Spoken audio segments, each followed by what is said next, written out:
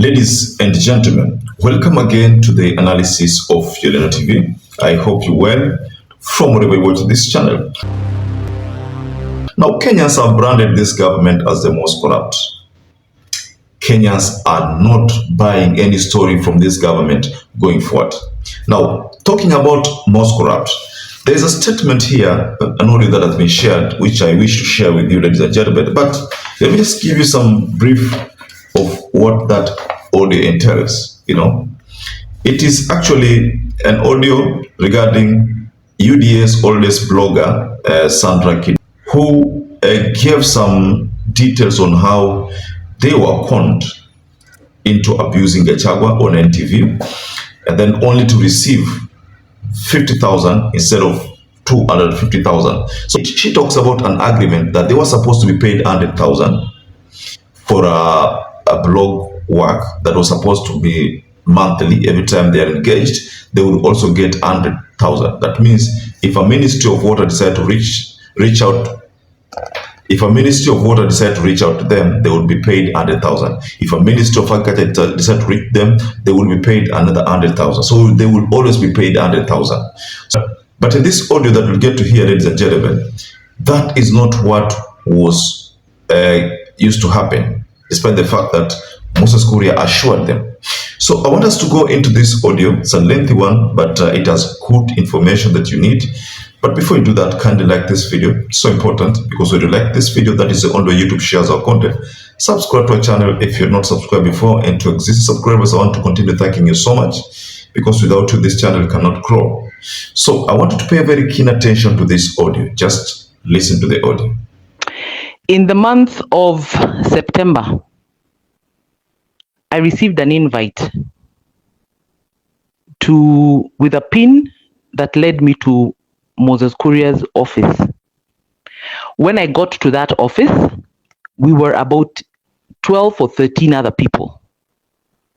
And we were given a brief by MK that there is a need for people to represent government on mainstream media, especially TV and radio. And they informed us that the past people who used to do that had long become government officials, and therefore it would not be possible for them to continue going on TV to do some of these black ops defenses for government. Okay, so let's get that clear. We went for the first meeting, we went for the second meeting. The second meeting, Moses KURIA left the group because Rita Oyer had now stepped in. She totally changed where we were going to be meeting. She said we will no longer be meeting in MK's office, and we started meeting in some hotel. Now, by the third meeting, some of us spoke up and said, hatutafanya kazi ya kujituma tena, because this was 2024, around that September. And we demanded to know how much were we going to be paid for that particular assignment. The team leader, who is a very senior individual, I'm deciding I'm not going to mention their name, at the end of that meeting, told us that she has agreed with Rita that we will be getting 100,000 shillings per month. Okay?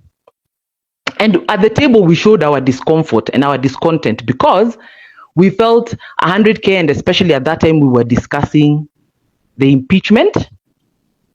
And we said it very clearly that as some of us as Kikuyus going on TV to openly be seen to be attacking Rigathi was not an easy task. Tukaambiwa not to worry. Anytime any other ministry calls us for an assignment, they would demand for the ministry to give us 100K. So it was decided, take this 100K we're offering now, and anytime we get any other assignment, if it's of SHA, if maybe the treasury calls us to go and defend Adani, if I don't know, maybe agriculture calls us to go and defend, for example, the vaccination, then those ministries would top up that 100K with another 100K. And we said, okay, fine. And we were encouraged that just do it. There was even no budget for that particular assignment. But as we go along, it would, more and more and more would come along. And we agreed. Our first meeting with Moses Kuria in his office, when he left, akatupatia asante yake, akasema thank you guys for coming, and it was a Sunday. Akasema shikeni 25 hii bahasha. Mimi bahasha yangu nilipata 25k. Hiyo haimuhusu Rita, na hiyo haihusu ile kazi tumepewa. The next meeting, I think the fourth meeting or fifth or sixth huko, is when we were given our 100k for the month of October. Na hiyo pesa hata it was not sufficient as such, because every time we went on TV, we needed to leave the host with kakitu. If you go on radio, you give the host some 2k, 3k. If you're going on TV, host unampatia ngiri 4, ngiri 5. Some TV stations, unaona host alikuwa anakuitisha tu live. Yet Rita had said that she had sorted out the hosts. For the radio stations, remember, you go in, you find 2 hosts. You're paying 3k, 3k, hiyo ni 6 Gs. Niambie your 100k. Anyway, we appreciated. Then we were called to go and do SHA. SHA, we were called for a meeting at SHA, at the SHA offices. Hatukwenda kwa hoteli. Ndio tuende tuambiwe the talk points. Remember, we had been told every time a ministry calls us, we'll get a top up of what? 100,000. When we finished the SHA meeting, Rita had left before the meeting had ended. Sawa sawa. And when the meeting ended, we were given 50k. We all went and gathered at the parking lot. Tukaulizana, had we not agreed that it will just be a minimum 100k for every ministry that calls us? Mbona tumepewa 50? Why did she leave before the meeting was over? Why couldn't she even have the courtesy to tell us? But we still did the job.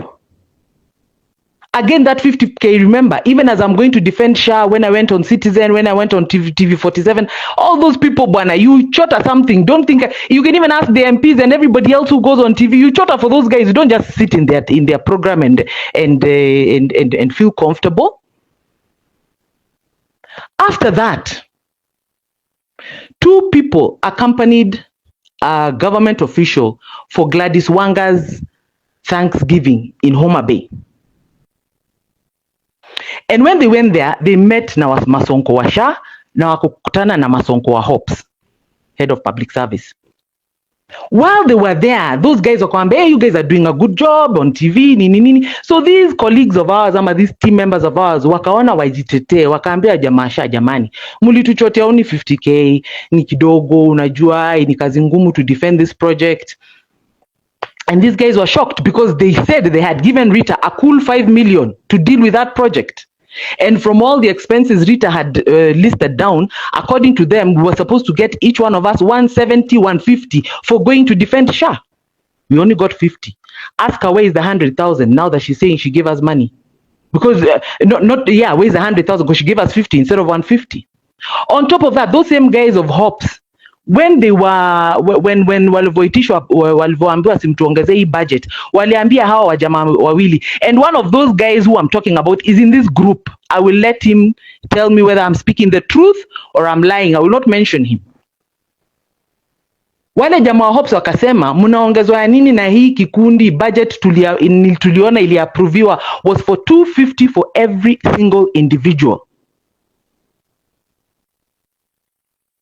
Remember, I have told you, on our third meeting, wakati tulisema hatutatafanya kazi ya kujituma, Rita na team leader walituambia tulipa how much? 100k per month.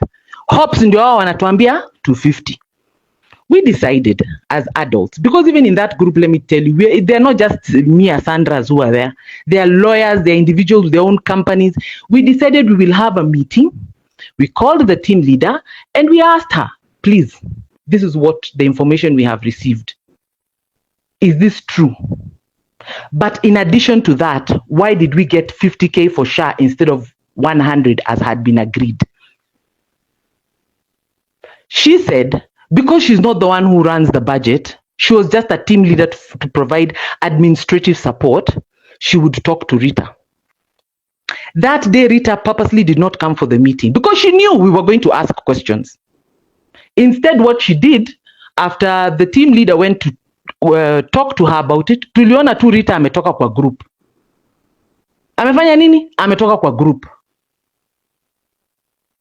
Instead of answering what is so hard to answer the question, why don't you just say, hey, you guys, hiyo kitu mumeambiwa Bungoma ni urongo.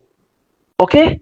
So what am I saying? In total, that is how much, which I had already explained to Macharia Taki. The 100k ya October na 50k ya SHA. Tulikuwa tushaingia November. Hata ndio Rita atoke kwa group, tulikuwa tushaingia mwezi wa November. We're in the second if not third week of November. Did she pay us for November? Yet we completed the task till the end of November. December kuna wengine kama akina Engine bado walikuwa najituma. Me, I refused. Did she give us money for November? So I don't want to be included in conversations that are not adding any value to my life. I have fought for this government for 6 good fucking years. From 2018 when the handshake happened up till today. The only person mimi wanasumbua ni Dennis Itumbi and he saved job. He's the only one who has any right to talk anywhere and say Sandra huwa ananisumbua. Rita left us and went to Jimmy Wanjigi. Na huko pia alifukuzwa kwa kukula pesa. Kirinyaga County amefukuzwa kwa kukula pesa. Me, I don't want to be included in nonsense. If she has been rocketing money from government to pay us 250, atoe hiyo pesa. Mi sijapokea. Now, very well, ladies and gentlemen, that is a UDA blogger coming out to leak the truth. That is how they do things. They were supposed to, push Adani. They pushed Adani, but Adani did not succeed. It was not successful. The narrative did pick up well. That's why you find that there was that court decision and nullification and everything. The deal was nullified.